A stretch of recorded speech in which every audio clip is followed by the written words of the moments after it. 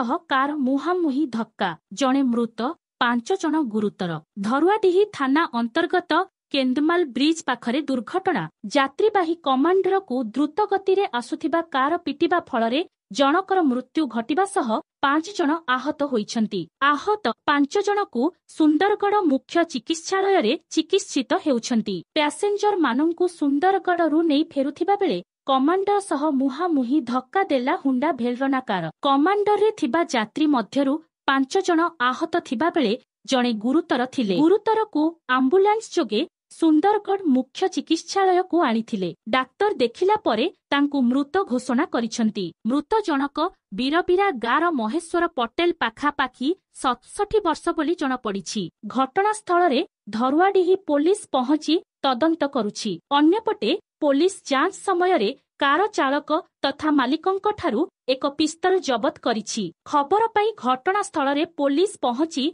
घटनार तदंत करथिबा समय रे कार चालकंक पाखरु एक पिस्तल मिलिछि। हेले कार चालक जनक पिस्तल केउठु आनिला एवं काहीकि कार मालिक पिस्तल धरि बुलुछंती ताहा पुलिस पजरा उचरा। जदि आपंक आम भिडी भल लगा तेब आम चैनल को लाइक शेयर और सब्सक्राइब करने को जमा भी भूलु नहीं।